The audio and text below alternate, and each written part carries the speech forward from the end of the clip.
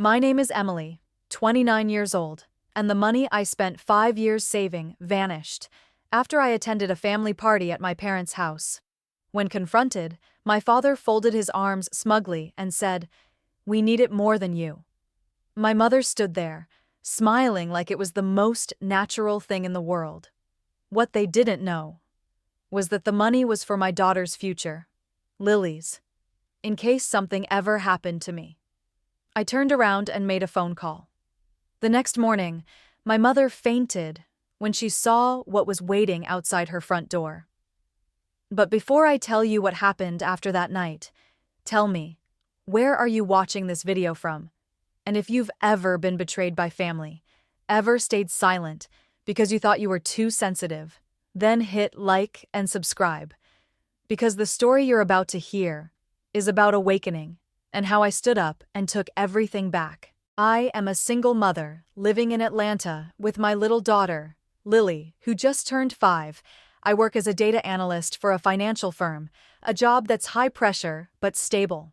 My life has always revolved around numbers and plans, and the very first thing I planned for was building a fund for my daughter. For years, I tightened every expense, skipped vacations, passed on beautiful shoes and fancy dinners, all to scrape together a sum, exactly $156,000, so that one day my daughter could go to college, or at the very least, not flinch in fear every time she looked at a bill like her mother did. I never thought I'd tell anyone about that money, but maybe I trusted the wrong person. It started 2 weeks ago, when I received an email from my mother, Linda, with a simple subject line: Reunion. She said the whole family was having a gathering at my parents' house in the suburbs of Boston. I was going to skip it. For over 10 years, we'd only maintained formal contact.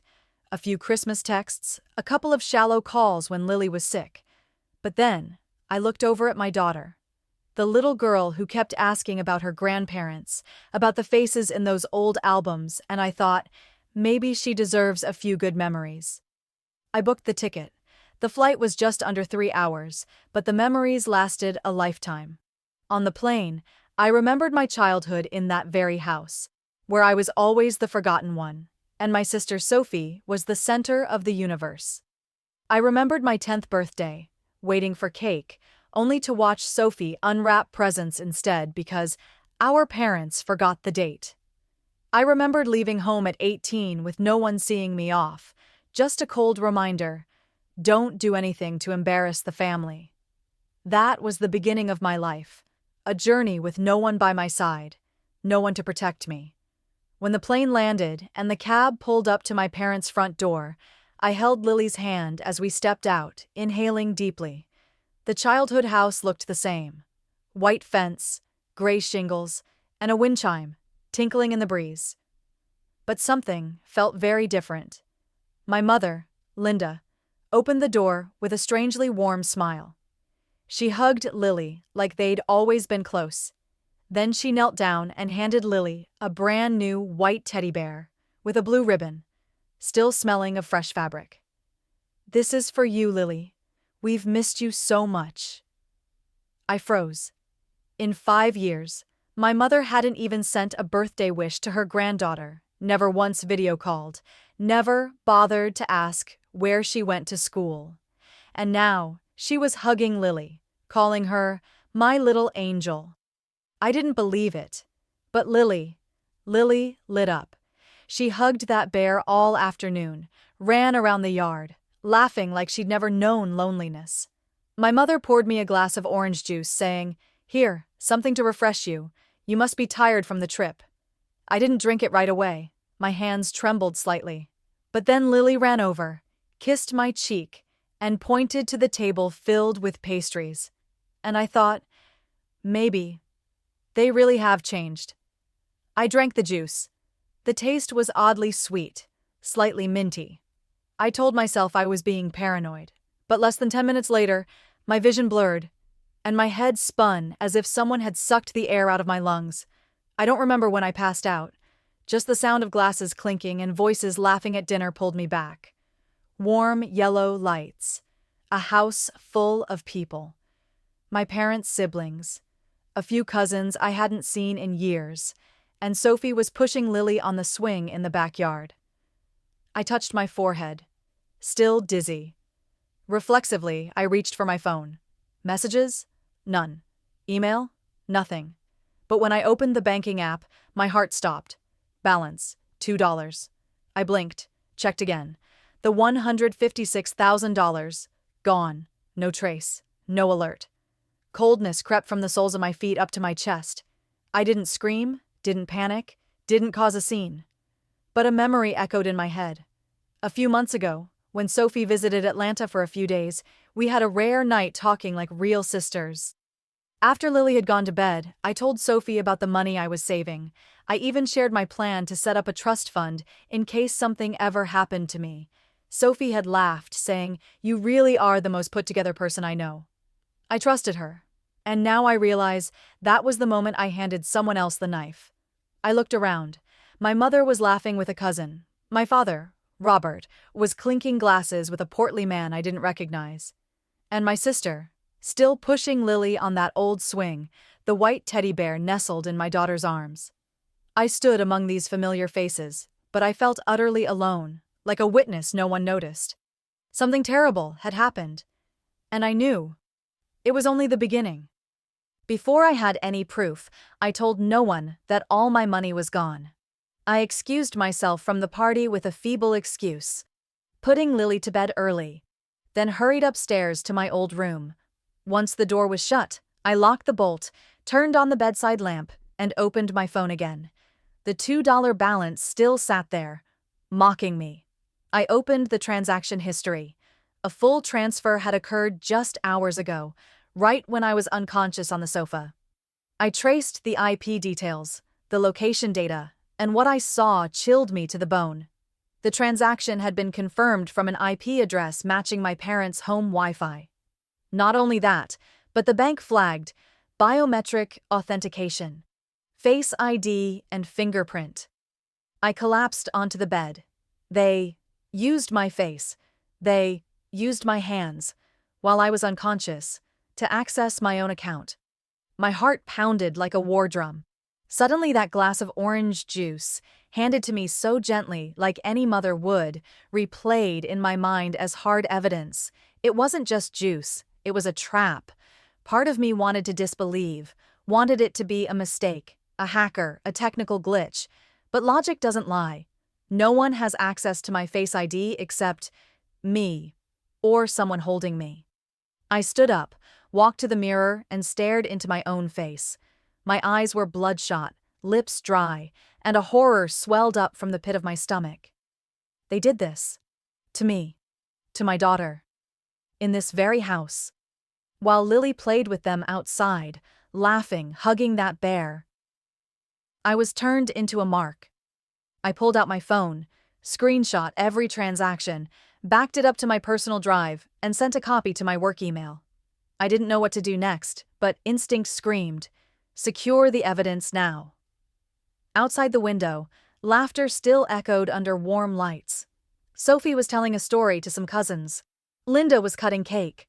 Robert was raising a toast. A perfect family scene, while I sat there with an empty bank account and a heart cracking open. I turned to Lily. She was asleep, the bear tucked in her arms, a faint smile on her lips. I gently pulled the blanket over her, then turned off the light.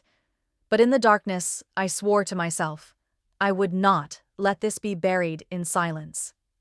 The next morning, I woke earlier than usual, not because of an alarm, but because of something heavy on my chest all night.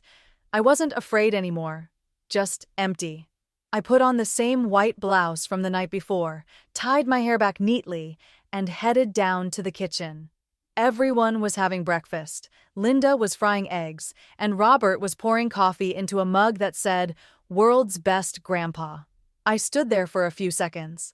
No one turned around. Not a single glance. Not a word. As if I were invisible. Sophie walked in behind me, holding a plate of toast, and froze when she saw me already there. I took a deep breath and sat down across from my father. "Do you know what happened to my bank account?" I asked, my voice eerily calm. Robert looked up, set down his coffee, his eyes hollow. Yes. My hands clenched under the table. So, you admit it? Linda chimed in, her voice unnaturally gentle. It's not something we need to escalate. That money is for Lily. She needs family. She needs grandparents. And we needed a fresh start. A fresh start? I frowned. With money I spent 5 years saving? Not yours. Not Sophie's. Mine. And Lily's. Robert shrugged, colder than ever. You don't understand. We raised you, paid for your education. Now it's time you give back. We need that money more than you do. My stomach twisted, but I kept my voice steady. So, you drugged me? Used my fingerprint and face while I was unconscious to unlock my account? Linda's face flushed. Sophie swallowed hard. No one denied it. I looked each of them in the eye. No longer afraid, no longer deferential. You didn't steal money. You stole my daughter's future.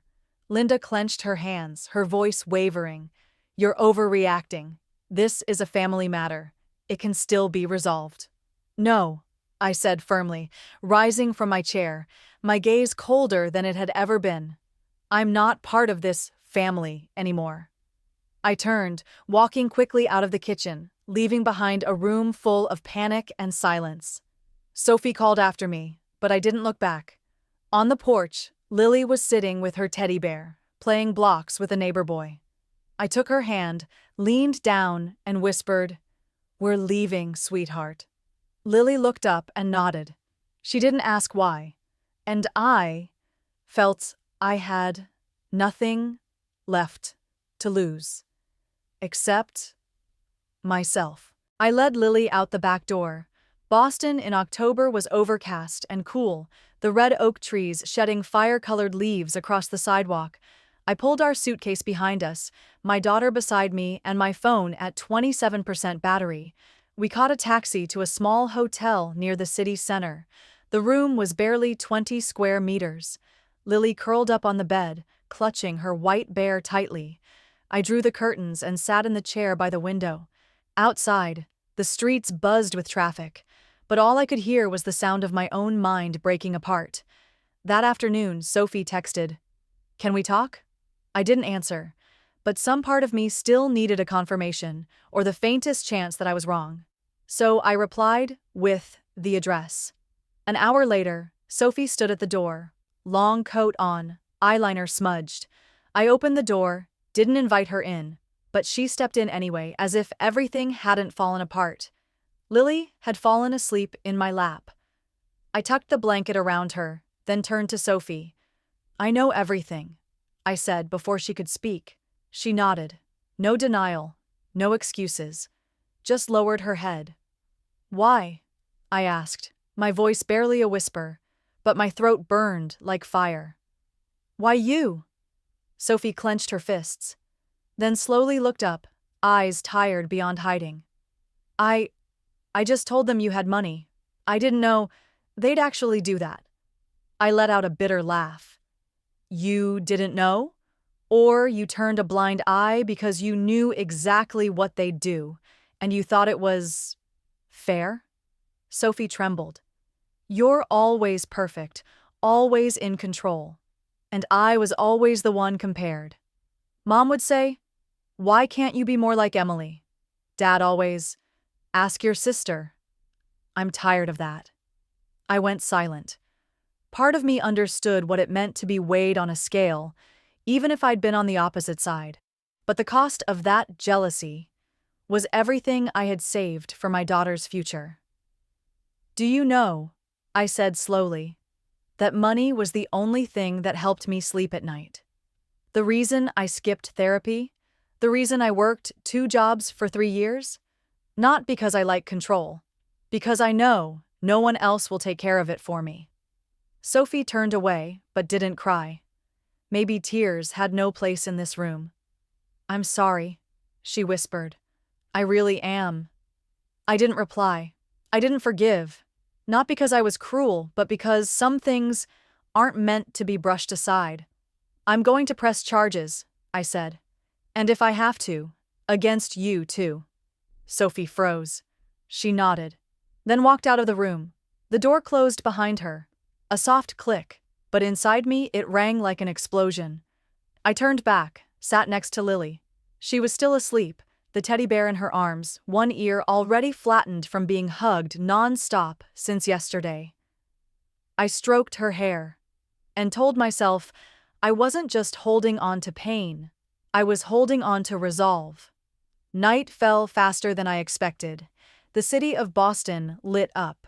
I pulled the curtain shut, sitting in the dark with my daughter and a silence thick as stone.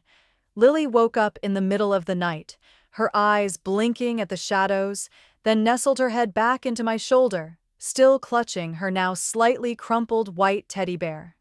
I kissed her forehead gently and whispered, "I'm here." Maybe that was the only thing I could still promise her. Around 1 a.m., my phone buzzed softly.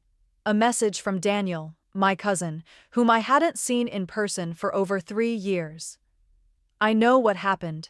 Can I come see you?" I read it over and over. Daniel was Aunt Anna's son, the only one in the family who once said I was right to walk away at 18. I sent him the address. 30 minutes later, he stood at the hotel door, wearing a gray hoodie, eyes brimming with worry. I opened the door without saying a word. Daniel walked in, glanced at Lily asleep under the covers, and sat down at the edge of the opposite bed. "I've suspected for a while," he said quietly. "Back in May, I overheard my parents saying Robert was talking about a windfall of money. Then recently, Mom said Linda had been bragging about putting down a deposit for a house in Cape Cod and that she might finally get to upgrade her car." I swallowed hard. "How long have they been planning this?" Daniel shook his head, his eyes dark with sorrow. "Maybe a year. But none of us thought they'd go this far. When I saw you leave the party, I asked Sophie. She avoided the question. That's when I knew something awful had happened." I sank into the chair, feeling for the first time that someone actually believed me.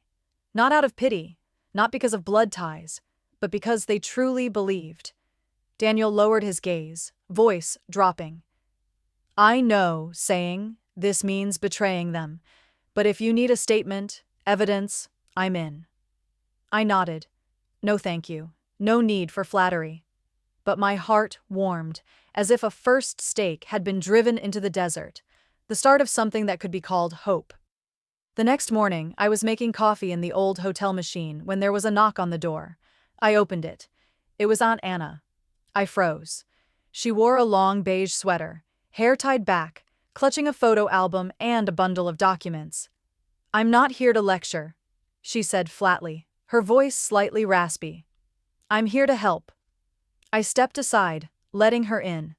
Anna sat at the table, pulled a printed photo from her bag. Linda, standing next to a brand new car, beaming. The Facebook caption read, "Finally, a big change is coming to my life." A post from June, 3 months before I booked my flight to Boston.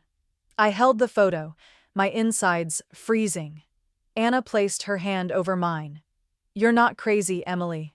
Don't let them make you believe that." For the first time in days, I cried, not out of pain, but because someone, finally, stood by me without needing me to prove a thing. Daniel returned to the hotel at 11 a.m. that day. He brought his personal laptop, a cup of hot coffee, and the look of someone stepping into battle. "I just went through Robert and Linda's Facebook pages," he said while opening the device. "You need to see this." On the screen were a series of recent posts. A picture of Robert beside a new BMW, holding the keys, captioned, "Retirement age calls for something special." Another post from Linda, showing off a Hermes bag, saying, "After all these years, I can finally spoil myself." I stared at the images like I'd been slapped, not because of their monetary value, but the brazenness. They weren't hiding it. They were flaunting the very money I had sacrificed my youth to save for my daughter. I also found this. Daniel said, scrolling to a YouTube video shared by a distant cousin, a live stream of a local council event. In it, Robert gave a brief speech, bragging that he was pouring around $50,000 into a group real estate investment. No legal guarantees, introduced by an old friend, but it'll double in value within 2 years. I looked up. That's my money. Daniel nodded. Exactly. And I think that's why they rushed to act before you came home. I folded my arms, trying to stay calm, but what I felt now wasn't hurt. It was contempt, a deep insult to my soul. While I was stressing over preschool applications for my daughter, they were buying handbags and cars, in my name. When I walked away, I thought at least a few people in the family would understand. But by noon that day, I realized I was wrong. A message appeared from a cousin. I heard you're really suing Robert and Linda. Please don't blow this up. They're still your parents. Another cousin commented under Sophie's post. Families are like society, now. Those with money sue, the rest shut up. I read each line like needles in my skin. The people I once called family. Some were silent, others attacked. None of them asked if I was okay. Not one asked how Lily was doing. Daniel put a hand on my shoulder. Stop reading. They're not worth it. I nodded, but I knew I couldn't stop. The more I saw them trying to cover their tracks, the more I understood. I had to see this through. They didn't just take my money. They were trying to blur the lines between right and wrong, to paint me as the ungrateful one in a decent family. But I knew the truth, and I wasn't ashamed to raise the banner of justice. I felt free. That afternoon, while Lily was napping, I sat alone at the hotel desk, turning over the business card of Karen Wallace, the attorney I met during a data analysis project 2 years ago.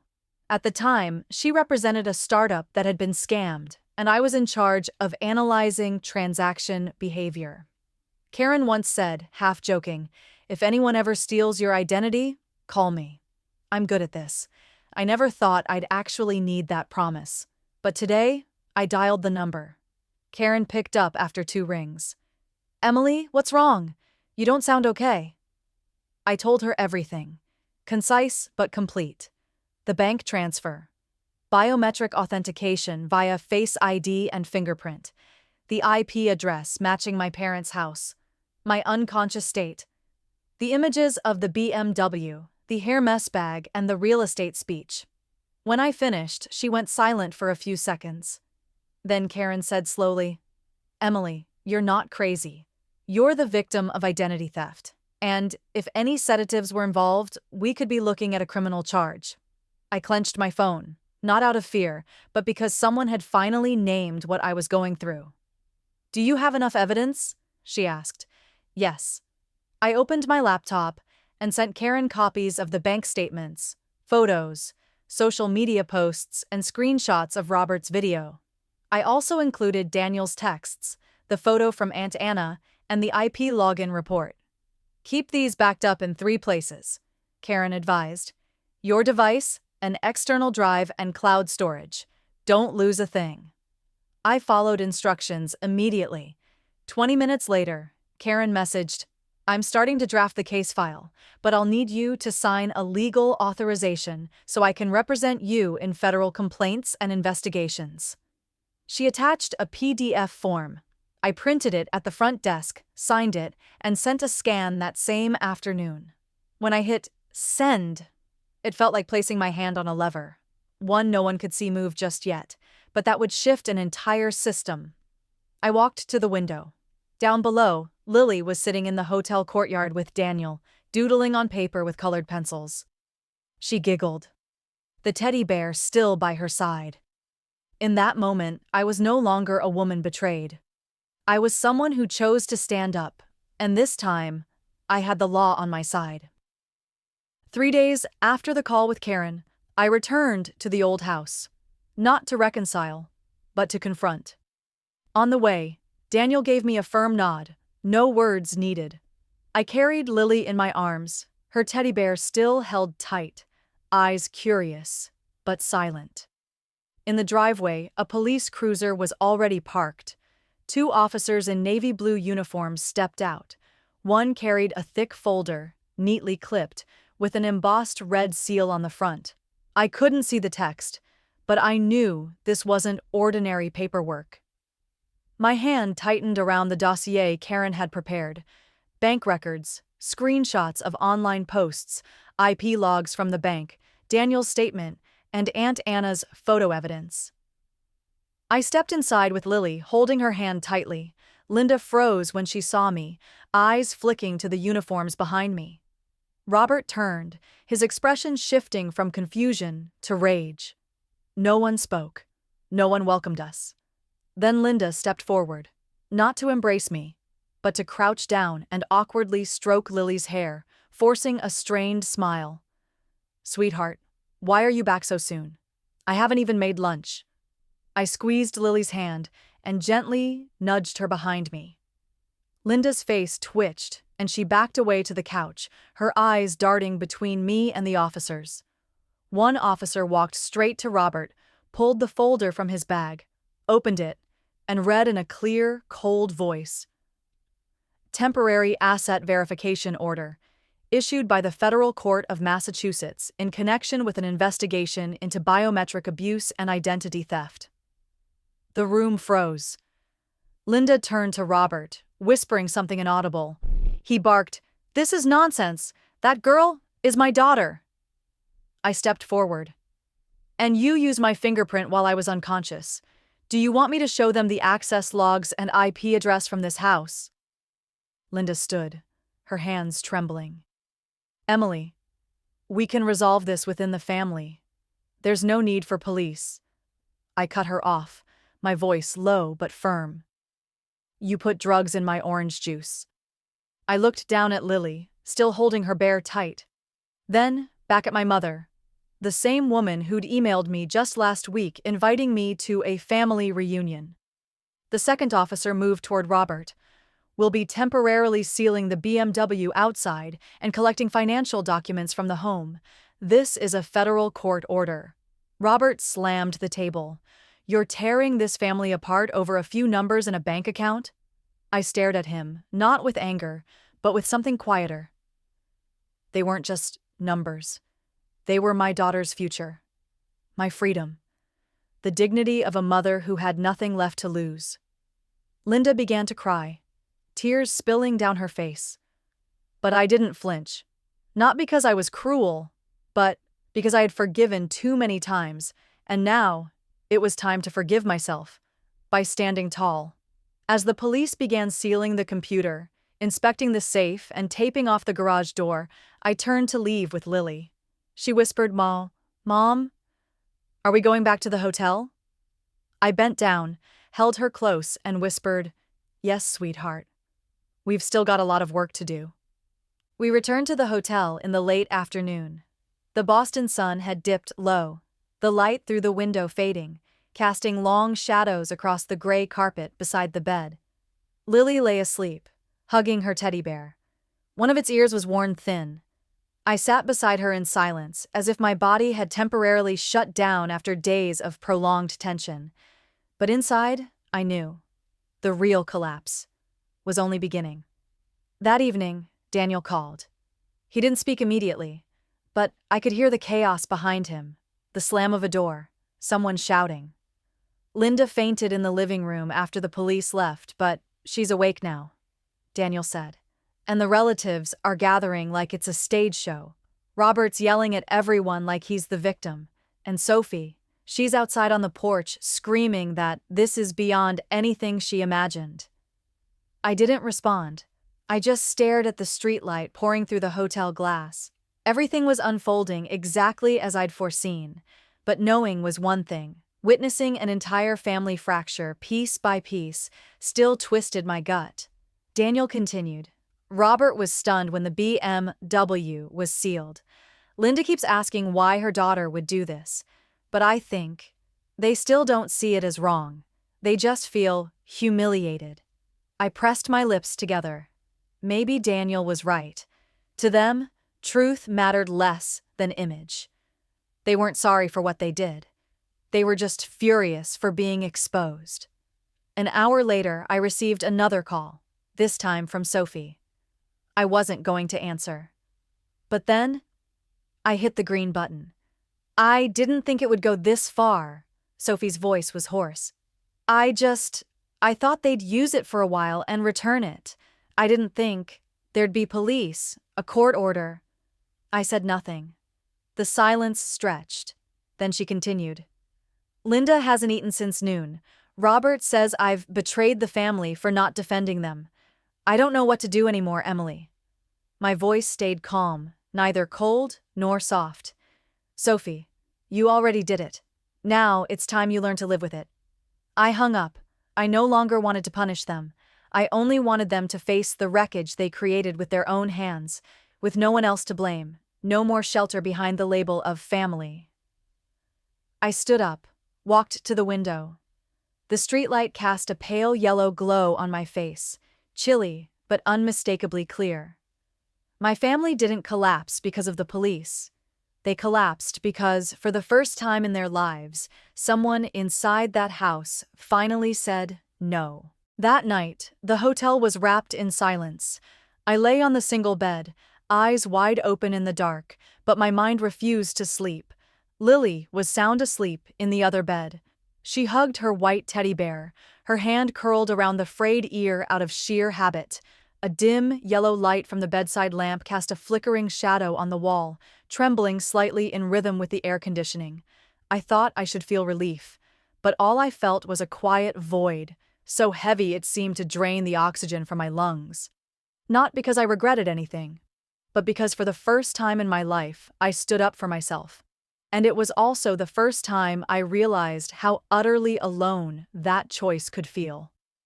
I thought of the accusatory messages from relatives, the veiled comments on Facebook, the phrases like, "They're still your parents after all," or, "Is it really worth suing your own family?" No one asked how I'd lived. No one asked what Lily needed. No one asked about the night I woke up to the sound of clinking glasses, only to find my life emptied through a cold bank screen. I looked over at my daughter. Her sleeping face was so serene it hurt. Eyes gently closed, lashes curved, lips parted as if she were dreaming something beautiful I could no longer protect, unless I did what people now call ungrateful. I stroked her hair gently. Lily stirred, then whispered in her sleep, as if speaking to someone. "Mom, why did Grandma and Grandpa take my money?" I froze. That question sliced through me like a slow, deliberate knife, shattering every calm layer I had placed over myself. I broke down. For the first time since this all began, I let myself cry, without holding back. I cried for the betrayal, for the trust trampled, for a childhood I never got to choose, and for my daughter, an innocent child turned into the target of greed dressed as love. I don't know how long I sat there. Maybe 10 minutes, maybe an hour. But when I finally wiped my tears, I knew one thing. I wouldn't retreat anymore. I stood up, pulled on my coat, unplugged my phone. I opened my email app and typed one subject line to Karen. "I'm ready to sign the lawsuit." The next morning, light rain fell over Boston. Water streaked across the hotel windowpane, trailing into blurred lines like a half-remembered dream. I had woken early, my head no longer foggy, replaced by a sharp clarity, as if every storm had wrung the excess emotion out of me. I wore a fleece jacket, poured a glass of water for Lily, and sat down at the desk with my laptop already open. In my inbox was Karen's reply. Just 2 lines. "Everything's ready. I can file today. Are you sure?" I didn't need a single extra minute to answer. "I'm sure." 10 minutes later, Karen and I were on a video call. She shared her screen, reading aloud each section of the complaint: charges of identity theft, biometric data misuse, and unlawful asset seizure. It was written in dry legal language, but to me, each line was a real incision into a past I had kept silent about for far too long. I signed electronically and sent it back. Karen nodded, her gaze both razor-sharp and warmly resolute. "Welcome to the real legal system. From now on, truth won't be buried under the word family." That afternoon, the media began to surface. A local journalist posted the first article on their personal blog. Woman sues her own parents for stealing $156,000 college fund. Outrage or justice? Within hours, it spread. Just justice for Emily began trending on Twitter, TikTok, Reddit. Some defended, as a mother, I get it. No one has the right to take from your child, not even your own parents. But just as many condemned, ungrateful, airing family drama for what? Fame. I didn't read them all. I didn't need to prove myself to the internet. I only needed one thing, for my daughter to be protected. And this time, I wouldn't ask permission to do so. Daniel texted later that evening. They're panicking. Robert's calling lawyer friends. Linda hasn't said a word all day. Sophie just posted a vague story about everyone has their own pain. I read it without reacting. They could search for dignity, for excuses, but I no longer lived by their compass. That night, I received a message from a stranger, a woman named Claire, 41, from Seattle. The message read, "My mother used my name to take out loans once. I never dared to sue. Your story made me feel like I'm not crazy. Thank you." I set my phone down, tears falling before I realized. But this time, they were tears of connection, not collapse. Because I knew what I was doing, however painful, wasn't just for me. It was for Lily. And for everyone who's ever been called too sensitive, when they were just trying to protect what's right. Federal Court of Massachusetts, on a gray Monday morning at the end of November. The cold air was sharp, vapor rising through masks of passers-by. I climbed the granite steps of the courthouse, clutching the file in my hands, eyes fixed ahead. Inside, everything was white, sterile, and quiet like an operating room. Karen walked beside me, her blonde hair tied up, gray blazer sharp, gaze as piercing as a scalpel of truth.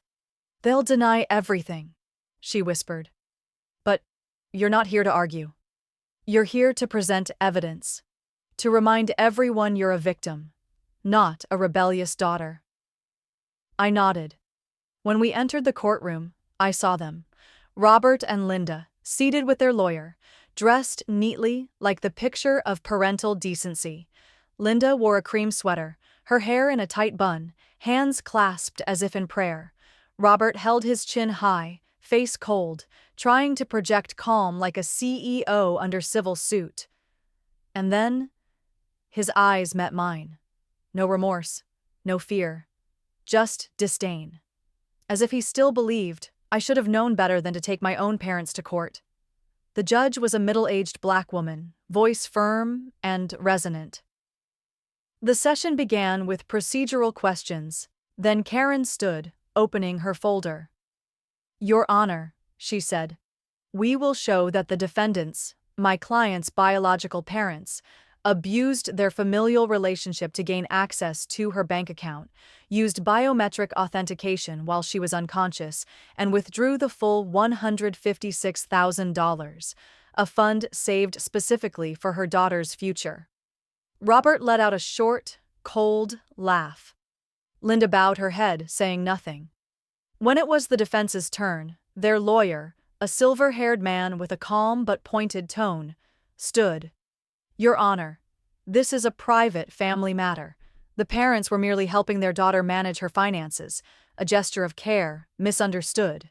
Furthermore, we intend to question the plaintiff's mental stability, given her history of psychological stress and her decision to keep her young daughter in a hotel for a week rather than with her grandparents." I wasn't surprised. I knew they'd twist the truth into a blame game. Then Karen called the first witness, Daniel. He stepped up in a simple shirt, looked at Robert and Linda, his uncle and aunt, then faced the judge. His voice was clear and steady. "I'm Emily's cousin. I was present at the family gathering. I knew months ago that Robert had been telling friends he was about to come into a large sum of money. I saw Linda post pictures of new bags and a car, and I heard them say, 'Emily doesn't need the money, she'll make more anyway.'" Karen nodded. Next was Aunt Anna, soft-spoken but firm. She submitted photos, post excerpts, and confirmed Linda had once said, "My life is going to change in just a few weeks." When Anna finished, the room was silent. Then it was my turn.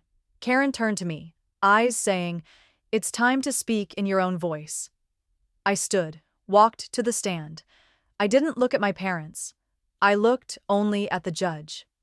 "I'm not here to shame anyone," I said. "I just want the law to recognize this. Some things happen in families, but stop being family matters when your loved ones treat you like an ATM." I paused.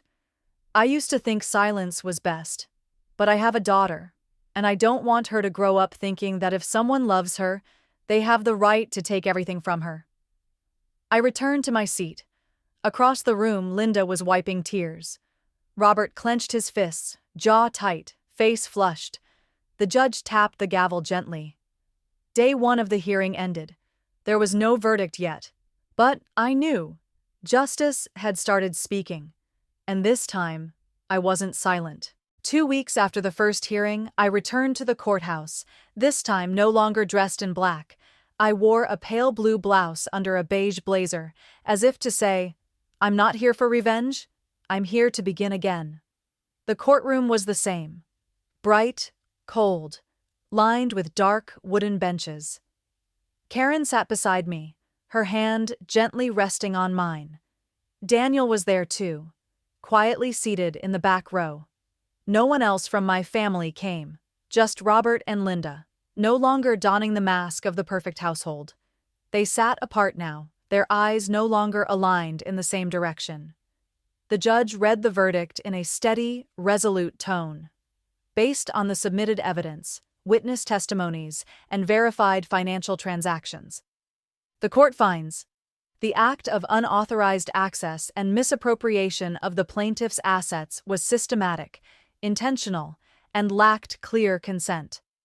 The court orders the defendants, Mr. Robert and Ms. Linda, to repay the amount of $156,420 within 90 days of this ruling.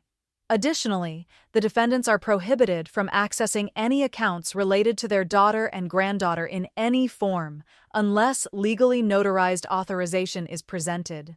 Linda let out a soft sob. Robert leaned back in his chair, hands covering his face like he'd just swallowed a bullet, but I didn't feel triumphant. I only felt exhausted. As if I'd just made it through a storm, only to realize I was soaked to the bone. Karen turned to me and smiled. "It's done." I nodded. A single question echoed in my head. It's done. But who am I now after all this? I stepped out of the courthouse, early winter light streaming through the tall glass panels. Lily was waiting on a bench outside, with Aunt Anna. She clutched her old teddy bear, the unexpected gift Linda had once offered as a peace gesture, and she still kept it to this day. I knelt and wrapped her in a hug. "You know what?" I whispered. "We don't need anyone to grant us love anymore. We'll build it ourselves, piece by piece." Lily nodded as if she understood. I took her hand and walked away from the courthouse, not in victory, but in freedom for the first time in years. 3 months after the trial, I moved into a small apartment in Miami, with a view of the ocean. It wasn't large, 2 bedrooms and a small balcony, but it was the first time in my life I'd chosen a place just for me, not for anyone else. Lily loved her new bedroom. I let her pick the wall color, blush pink mixed with cream, and we decorated it with animal stickers. The old teddy bear, the only gift Linda had ever given, still sat on her bed, worn at the edges, one eye loose, but Lily still hugged it every night. I once thought of throwing it out, but then hesitated. Maybe not everything old needs to be erased. Some things remind us just how far we've come. I changed jobs, left my old company, and began freelancing in personal finance consulting. A female client, who had seen one of my videos online, was the first to reach out. "I think you understand what I've been through," she wrote. From there, I launched a small channel, sharing financial advice for single mothers, for those who had been financially manipulated by family. In my kitchen hangs a sheet of paper, a draft application for a scholarship fund called Lily's Light to support women whose assets were stolen by relatives, helping them start over. I don't have the funds to launch it yet, but I know one day I will. Sometimes I still dream of the nights filled with pain, with accusations, with silent watches as money vanished from my account. But when I wake, I see my daughter lying next to me, breathing steadily. And I know I'm awake in a new life. One afternoon in April, I received a message from Grace, an old friend from college, now living in Atlanta. She wrote, "Emily, I just read your interview in Women's Financial Daily. I'm so proud of you. If you still have this number, call me." I stared at the screen. Grace was the only one who had stood by me in sophomore year, when I almost dropped out due to a sudden tuition fee my family refused to cover. She had secretly taken me to a job interview, let me crash in her dorm when I couldn't afford rent. But after graduation, we lost touch, partly from busyness, partly from my shame of not becoming as successful as she might have expected. Mostly because I was buried in familial duty. I tapped to call. Grace's voice came through, still fast, still warm, just like always. "You used to call me your safe stop, remember?" She laughed. "Well, I think now it's my turn to say that to you." She invited me and Lily to visit Atlanta this summer. No reason. Just to rest, walk around Piedmont Park, eat mango waffles and ice cream like we used to. I said yes. "Thanks for still thinking of me, Grace." She replied, "I never stopped." That evening, I sat with Lily on the balcony. She was coloring a picture of two women standing on a bridge, one big, one small. I asked, "Who are these two?" Lily answered without looking up, "You and Mama Grace." I laughed. "Mama Grace?" "That's what I call her. You said she's your safe stop." I turned away, hiding my eyes that had begun to sting. I'm Emily. And if you've watched until the very last minute of this story, I only want to ask you one thing. When the line gets crossed by your own blood, have you stayed silent or have you dared to step out? Leave a comment and tell me. If my story made you feel seen, if you've ever been called too sensitive, selfish, ungrateful, just because you tried to hold on to your last shred of dignity, let me know where you're watching from. And if you believe that kindness should never be used as an excuse for exploitation, hit like, subscribe. So YouTube's algorithm knows that stories about boundaries, healing, and courage deserve to be heard. Thank you for listening. I'm Emily, and this time I get to write my own story.